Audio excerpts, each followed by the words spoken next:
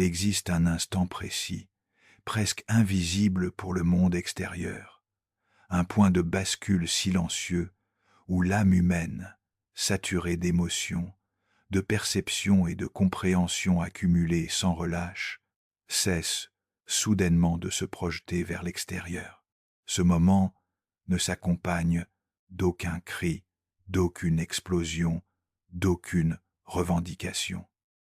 Il ne prévient pas, il ne cherche pas à convaincre, il ne se défend pas, il se produit comme un retrait d'intérieur, lent et irréversible, comparable à une lumière qui se replie sur elle-même au crépuscule, non pas parce qu'elle est vaincue, mais parce qu'elle a compris quelque chose de fondamental, de définitif, de plus grand que le besoin d'être vu ou reconnu.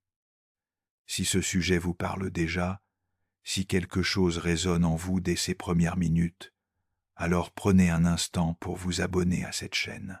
Ce contenu n'est pas conçu pour divertir distraitement, mais pour accompagner des transformations intérieures profondes.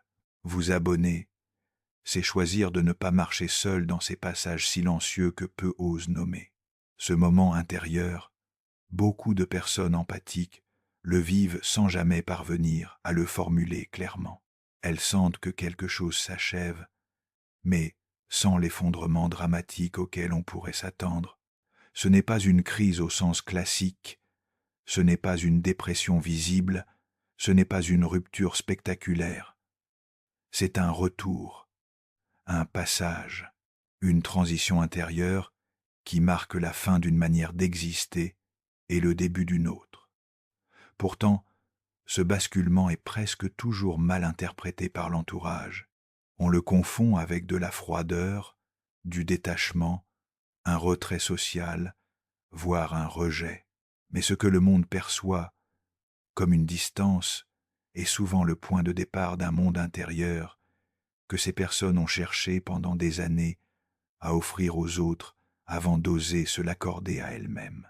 Pourquoi les personnes profondément empathiques disparaissent-elles ainsi, sans explication, sans justification, sans demande de pardon? Pourquoi celles et ceux qui brûlaient autrefois du désir de se relier, de comprendre, de réparer, glissent-ils soudain dans le silence avec une paix presque déroutante? Pourquoi cessent-ils de se défendre, de s'expliquer, de rassurer? La réponse ne se trouve pas dans une blessure récente ou dans une fatigue passagère. Elle se situe dans un processus bien plus ancien, inscrit dans la structure même de la psyché humaine. Il s'agit d'une transformation archétypale, d'une métamorphose lente, où la douleur accumulée cesse d'être un fardeau et devient une forme de connaissance, où la sensibilité cesse d'être une plaie ouverte pour devenir un seuil. Ce que beaucoup interprètent comme un simple épuisement émotionnel est en réalité un mouvement d'individuation. Ce n'est pas un abandon des autres, mais une reconquête de soi. Pendant longtemps, l'âme empathique a existé à travers les reflets qu'on lui renvoyait. Elle s'est fragmentée pour maintenir l'harmonie, s'est dissoute dans les attentes, s'est adaptée aux tensions invisibles qui régnaient autour d'elle. Lorsqu'elle se retire, ce n'est pas pour se fermer au monde, mais pour rassembler ce qui a été dispersé. Il est important de préciser ce que signifie réellement être empathique. Il ne s'agit pas simplement d'être sensible ou compatissant au sens émotionnel du terme. L'empathie profonde est une structure de perception. Elle capte les atmosphères, les silences, les tensions non dites, les mouvements souterrains d'une relation, d'une famille, d'un groupe, parfois même d'une société entière. L'empathique agit comme un baromètre invisible. Il ressent la tempête avant qu'elle n'éclate, il perçoit la fracture avant qu'elle ne soit nommée. Cette capacité, lorsqu'elle n'est pas intégrée consciemment, devient un poids immense, car sans conscience, l'empathie se transforme en sacrifice. L'empathique devient celui qui absorbe, qui amortit, qui anticipe, qui apaise, souvent au prix de ses propres limites. Il apprend très tôt que son rôle est de maintenir l'équilibre, que sa valeur réside dans sa capacité à comprendre, à pardonner, à se taire. Bien souvent, cette posture ne naît pas d'un choix, mais d'une nécessité. L'enfant empathique est celui qui a appris à lire une pièce avant même de savoir lire un livre, celui qui a perçu la tristesse ou la colère des adultes avant même qu'elle ne soit exprimée. Pour survivre émotionnellement, il a développé une vigilance constante et a confondu l'amour avec l'effort de réparation. Mais aucune âme ne peut vivre indéfiniment dans cet état d'ouverture permanente. Même la mer a besoin d'un rivage. Même celui qui donne sans compter finit par se perdre s'il ne se retire jamais. C'est ainsi qu'une fracture intérieure commence à apparaître, d'abord de manière presque imperceptible. Une lassitude diffuse, un épuisement qui ne se repose pas, une désillusion silencieuse. L'empathique remarque qu'il n'est plus nourri par ce qui autrefois lui donnait un sens. Les gestes de don deviennent mécaniques, les relations deviennent vides. Il tente encore de rallumer la flamme, par le pardon, par l'adaptation, par le dépassement de soi, mais quelque chose ne répond plus. À ce stade, une loi ancienne de la psyché entre en jeu, ce qui n'est pas reconnu devient ombre. La colère réprimée, les besoins ignorés, les limites niées ne disparaissent pas. Ils s'accumulent et cherchent une voie d'expression. Il surgit sous forme de fatigue chronique, de troubles de l'humeur, de rêves troublants, parfois même de symptômes physiques. Ce n'est pas un effondrement, c'est l'âme qui commence à briser un faux moi devenu trop étroit. Le masque de la disponibilité permanente cesse de fonctionner. L'harmonie jouée devient suffocante. De l'extérieur, ce basculement peut sembler soudain, mais en réalité, il est le résultat d'années de combats intérieurs invisibles. Lorsque l'empathique se retire enfin, ce n'est ni par rancœur, ni par cruauté, c'est avec le calme de quelqu'un qui a retrouvé son axe. Ce que d'autres appellent évidemment est, pour lui, un rituel sacré, non pas un retrait du monde, mais un retour vers un sanctuaire intérieur longtemps abandonné. Ce retrait n'est pas motivé par le rejet des autres. Il n'est du refus de continuer à servir de réceptacle aux besoins émotionnels non assumés. L'empathique cesse d'être le miroir, le contenant, le refuge. Il cesse d'exister uniquement à travers ce qu'il apporte. Couper certains liens n'est pas une faiblesse. C'est souvent le premier acte réel d'autonomie psychique. Une frontière tracée non par la colère, mais par une nécessité vitale.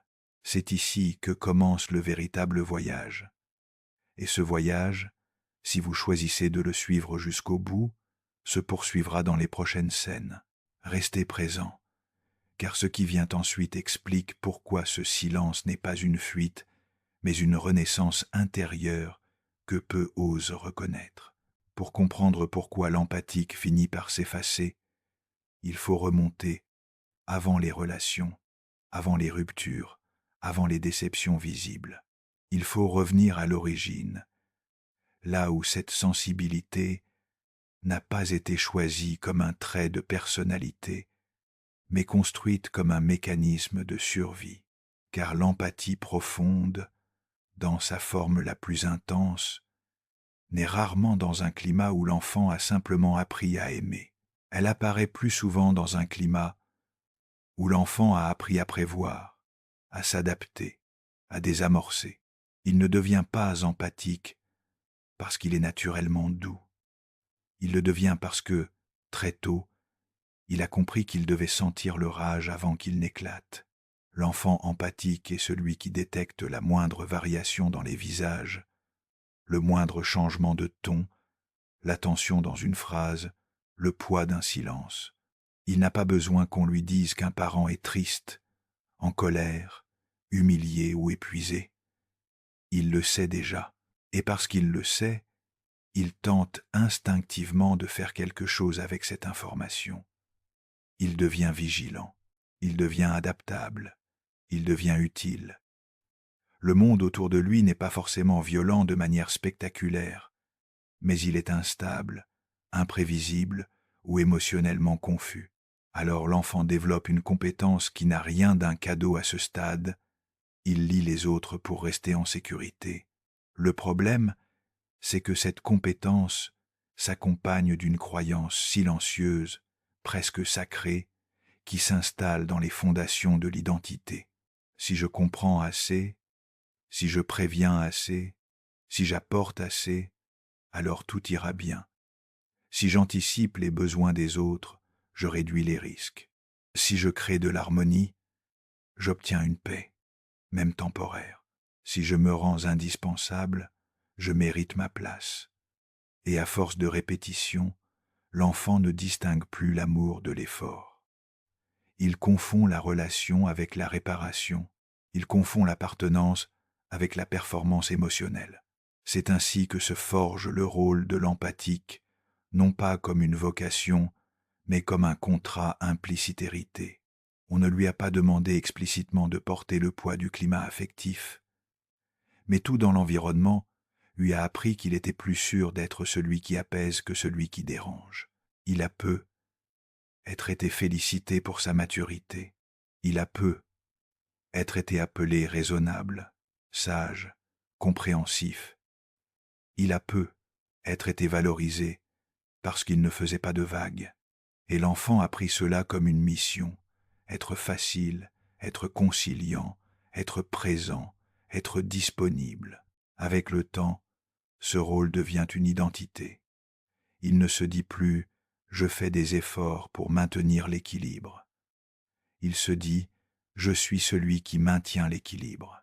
Et cette confusion est coûteuse, car lorsqu'on grandit sur cette base, on développe un réflexe de fusion. On ressent les émotions des autres comme si elles étaient les siennes. On se sent coupable du malaise ambiant. On se sent responsable de la paix du groupe. On s'oublie en croyant aimer. On se dissout en croyant être loyal. Et surtout, on attire des dynamiques qui confirment cette programmation, parce que l'empathique, habitué à donner sans compter, devient naturellement lisible pour ceux qui cherchent un réceptacle. Il attire ceux qui veulent être compris sans se comprendre eux-mêmes. Il attire ceux qui veulent être apaisés sans se transformer.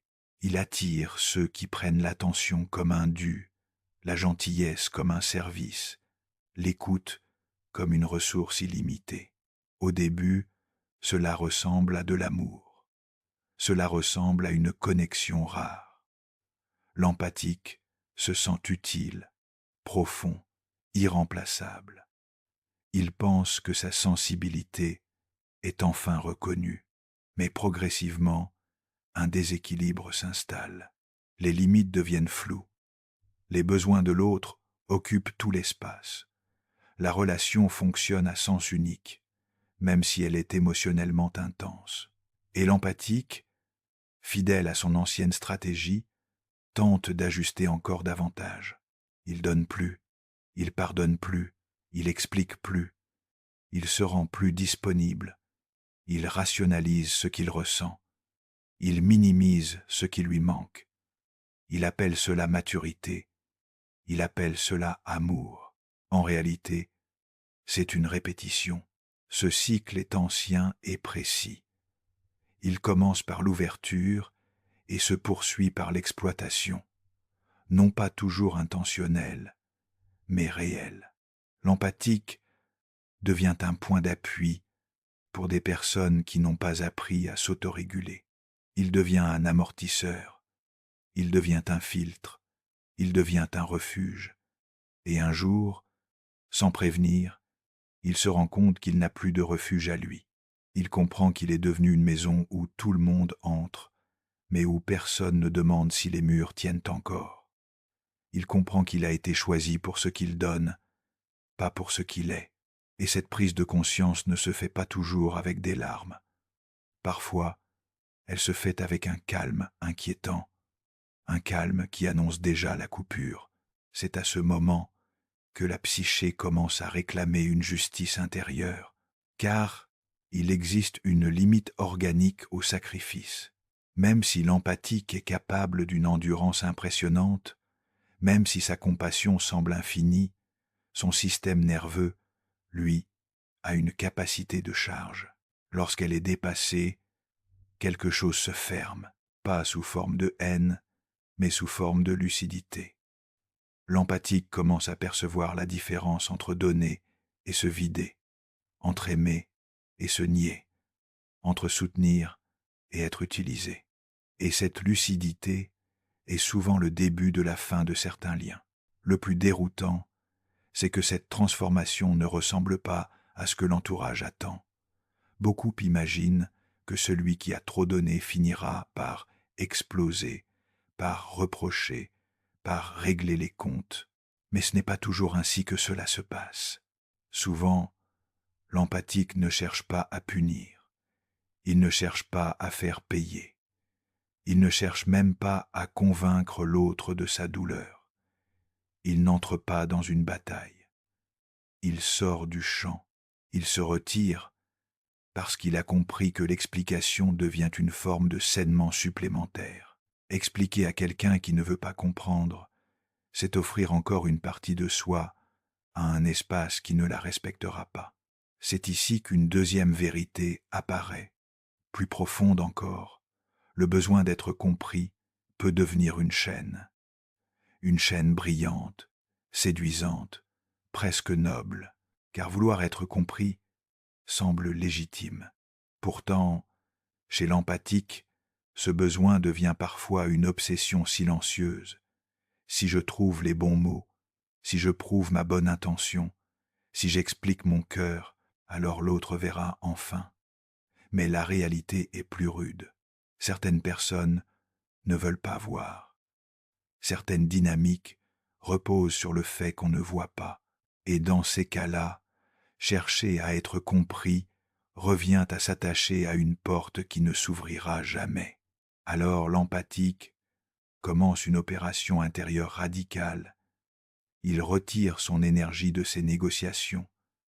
Il cesse de plaider sa valeur. Il cesse de démontrer sa bonté. Il cesse de se justifier. Et ce retrait, paradoxalement, ressemble à de la froideur pour ceux qui profitaient de sa chaleur.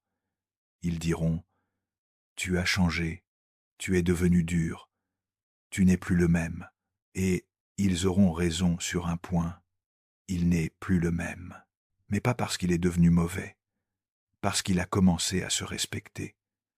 Ce respect de soi n'est pas un slogan, c'est une rupture de contrat, c'est l'annulation d'accords invisibles signés dans l'enfance. C'est la fin de la croyance que l'amour se mérite en s'effaçant. C'est la fin de l'idée que la paix se paie en silence. Et c'est précisément là que l'empathique devient dangereuse pour les anciennes dynamiques. Non pas dangereux au sens agressif, mais dangereux au sens révélateur. Parce qu'une personne qui ne se laisse plus utiliser oblige les autres à rencontrer leurs propres responsabilités. Et beaucoup préfèrent accuser la distance plutôt que de regarder ce qu'ils prenaient pour acquis. À ce stade, l'empathique commence à sentir un appel vers autre chose, pas vers une nouvelle relation, pas vers un nouveau rôle, mais vers une vie où son identité ne dépend plus de la réaction des autres. Il commence à pressentir qu'il existe un centre en lui qui n'a jamais eu besoin d'être validé, seulement retrouvé.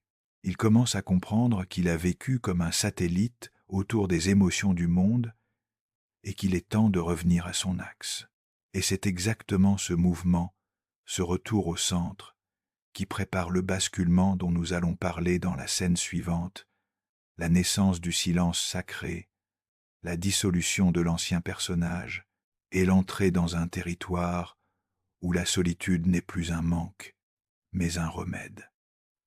Il arrive un moment précis où l'ancien personnage ne tient plus, pas parce qu'il est attaqué de l'extérieur, mais parce qu'il s'effondre sous le poids de ce qu'il a trop longtemps contenu. Ce moment ne ressemble pas à une crise visible. Il n'y a pas forcément de larmes spectaculaires, ni de rupture fracassante. Il ressemble plutôt à un désengagement intérieur, à une fatigue si profonde qu'elle devient lucide. L'empathique continue de fonctionner en apparence, mais quelque chose s'est déjà retiré. La voix qui cherchait à expliquer se tait. Le réflexe de réparer ralentit. L'élan vers l'autre se suspend. Et dans ce ralentissement, une vérité jusque-là étouffée commence à émerger. Ce qui se dissout alors, ce n'est pas la capacité d'aimer. C'est le faux moi. Cette structure construite très tôt pour survivre, pour s'adapter, pour être acceptable. Cette personne a toujours disponible, toujours compréhensive, toujours prête à porter ce qui ne lui appartient pas. Pendant des années, ce masque a permis de naviguer dans le monde. Il a donné une identité, une fonction, parfois même une reconnaissance, mais il a aussi exigé à un prix silencieux l'effacement progressif de la vérité intérieure. Lorsque la psyché arrive à saturation, elle ne négocie plus, elle retire son énergie du masque, et ce retrait est irréversible. À ce stade, l'empathique ressent souvent un étrange paradoxe. D'un côté, une tristesse profonde, presque un deuil. De l'autre, une paix inattendue. La tristesse vient de la perte de ce qu'il croyait être, de la mort d'un rôle qu'il a habité avec sincérité. Il pleure non seulement les relations qui se délitent, mais aussi l'image de lui-même comme celui qui sauve, qui comprend, qui tient. Il pleure les années passées à croire que l'amour se gagne par la disparition de soi. Mais au cœur de ce chagrin, une clarté nouvelle s'installe. Une sensation discrète mais ferme. Je ne peux plus continuer ainsi. C'est ici que le silence apparaît. Pas un silence vide, pas un mutisme défensif, mais un silence habité, un silence qui n'a plus besoin de se justifier. L'empathique cesse de répondre à certaines sollicitations, non par mépris, mais parce que chaque réponse coûterait trop cher. Il comprend que parler sans être entendu est une forme de violence intérieure. Il comprend que répéter sa vérité à des espaces qui la déforment revient à s'auto-trahir. Alors il choisit le silence comme une frontière, et cette frontière est souvent incomprise. De l'extérieur, ce silence dérange. Il crée un vide là où il y avait une disponibilité constante. Ceux qui s'étaient habitués à cette présence permanente ressentent un manque, parfois une colère, parfois une inquiétude. Ils cherchent des explications. Ils réclament des mots, des clarifications, des preuves que le lien existe encore. Mais l'empathique, désormais, ne répond plus à ces appels automatiques, non parce qu'il n'éprouve plus rien, mais parce qu'il a compris que tout expliquer revient à se livrer à nouveau à un système qui ne change pas. Son silence n'est pas une punition, c'est une protection. À l'intérieur, un travail beaucoup plus profond est en cours. L'empathique commence à revisiter les mythes intérieurs qui ont guidé sa vie. Ses croyances anciennes, jamais formulées consciemment, mais toujours actives. Si j'aime assez, on restera. Si je comprends assez, on ne me fera pas de mal. Si je répare, je serai en sécurité. Dans le calme imposé par le retrait, ces mythes apparaissent pour ce qu'ils sont réellement des stratégies de survie nées dans l'impuissance. Et pour la première fois, l'empathique ne les juge pas. Il ne se méprise pas de les avoir portés.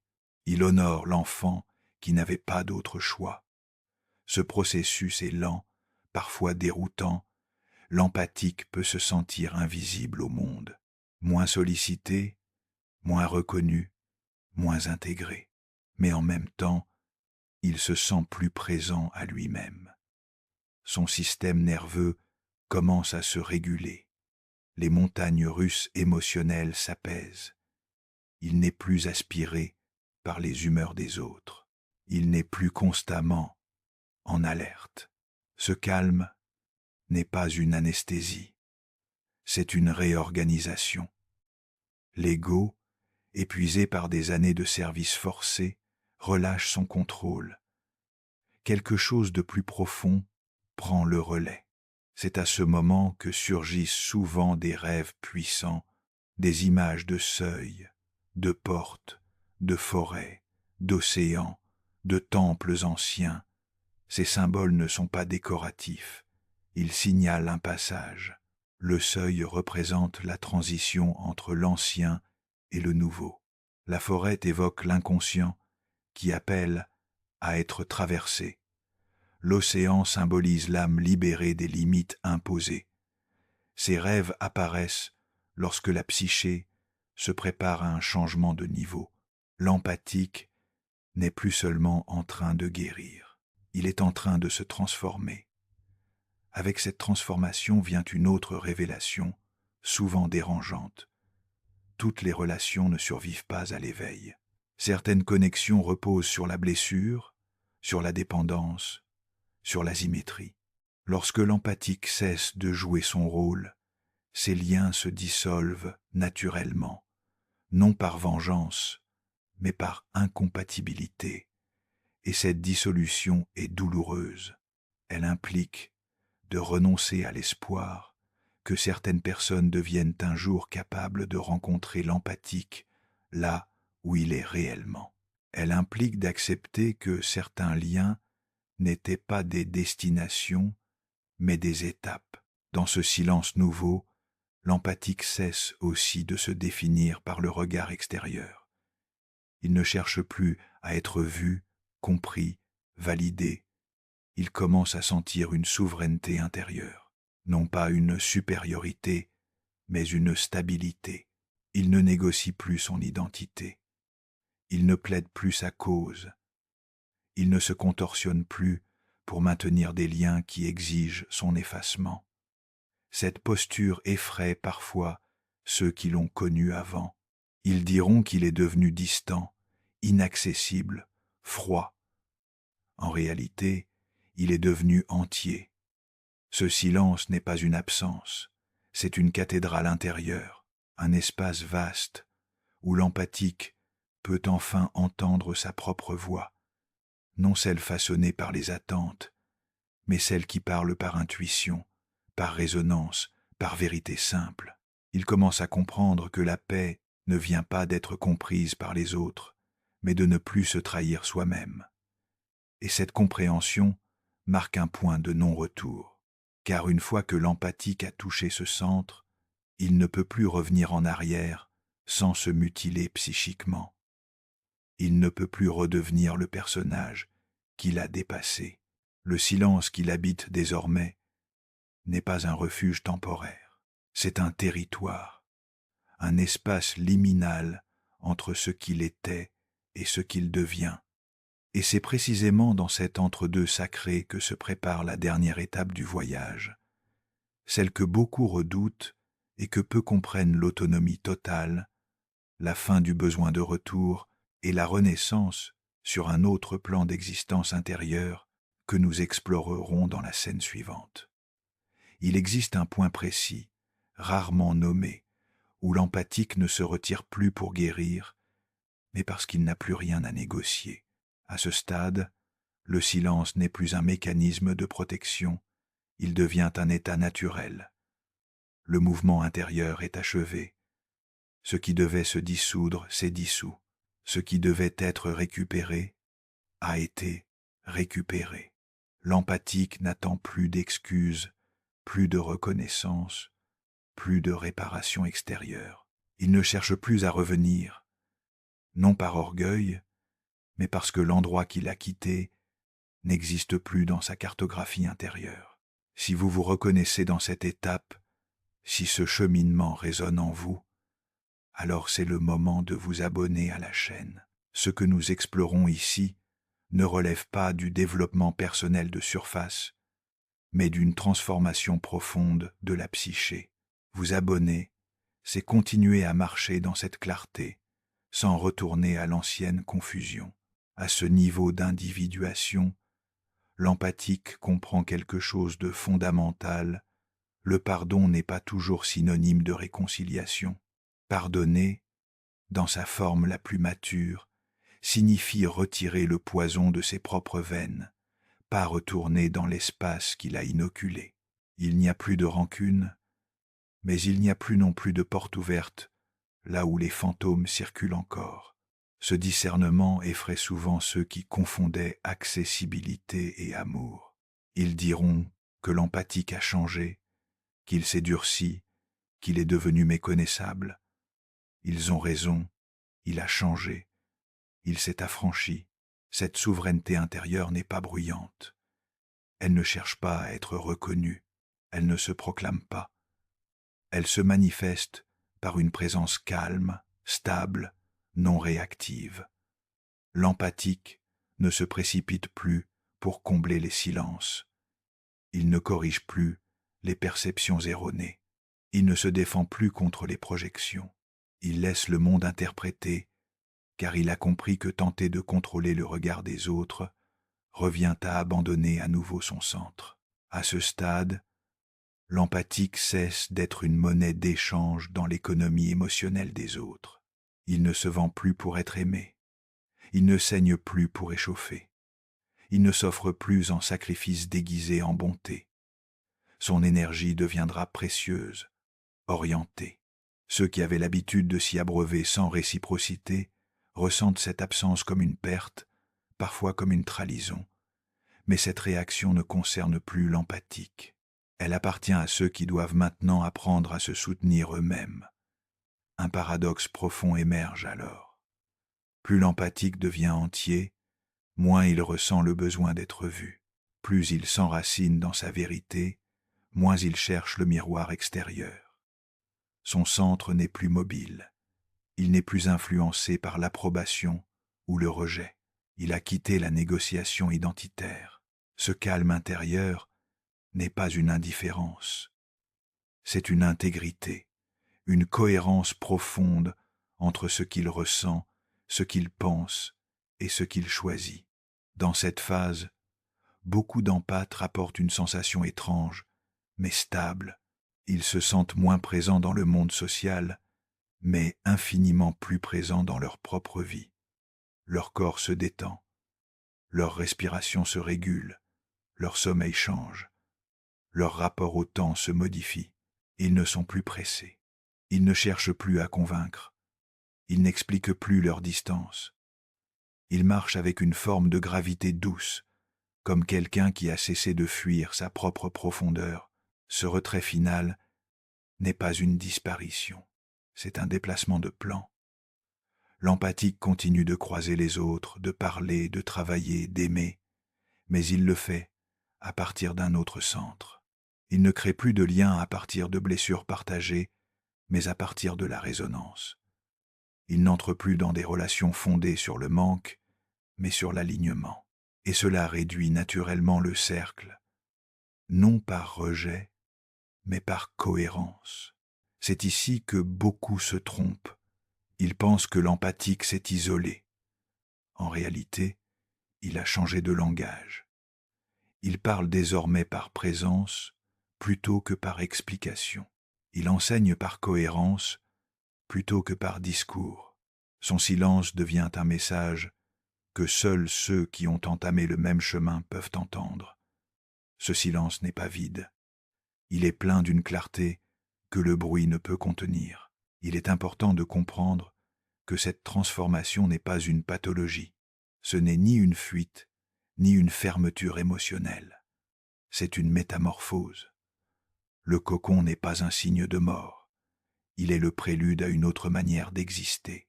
Ceux qui n'ont pas traversé ce passage continueront à qualifier cette posture de froide, distante, inaccessible. Mais ce jugement vient toujours de la surface. Depuis la profondeur, le silence est présence. L'empathique, arrivé à ce point, n'essaie plus de sauver. Il ne cherche plus à être nécessaire. Il n'attend plus d'être choisi. Il a compris que la vraie bonté n'est pas l'abandon de soi, mais l'authenticité. Il a cessé de se trahir pour maintenir des liens. Il a cessé de rétrécir pour être accepté. Et dans cette fidélité à lui-même, il devient paradoxalement plus humain, plus juste, plus libre. Si vous ressentez cet appel à vous retirer, à ne plus expliquer, à ne plus revenir, faites-lui confiance. Vous ne perdez pas votre cœur, vous le récupérez, vous ne devenez pas froid, vous devenez clair, vous n'abandonnez pas les autres, vous quittez simplement l'illusion qu'il faut souffrir pour être aimé. Le silence que vous traversez n'est pas un vide à combler, c'est un sanctuaire à honorer. L'empathique ne revient pas là où son âme s'est déformée pour survivre, non par punition, non par supériorité, mais par intégrité. Il a changé d'axe, il marche désormais avec son propre rythme, sa propre vérité, son propre mythe intérieur, et en cela, il offre au monde quelque chose de plus puissant que la présence constante, l'exemple vivant d'une paix qui n'a plus besoin d'être prouvée. Quand quelqu'un disparaît de votre vie sans colère, sans explication, sans conclusion, ne concluez pas trop vite à l'abandon.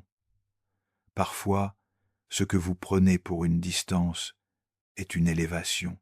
Ce que vous appelez froideur est une clarté. Ce que vous vivez comme une perte est une initiation. Car lorsque l'âme cesse enfin de se fragmenter pour appartenir, elle choisit, pour la première fois, de s'appartenir entièrement.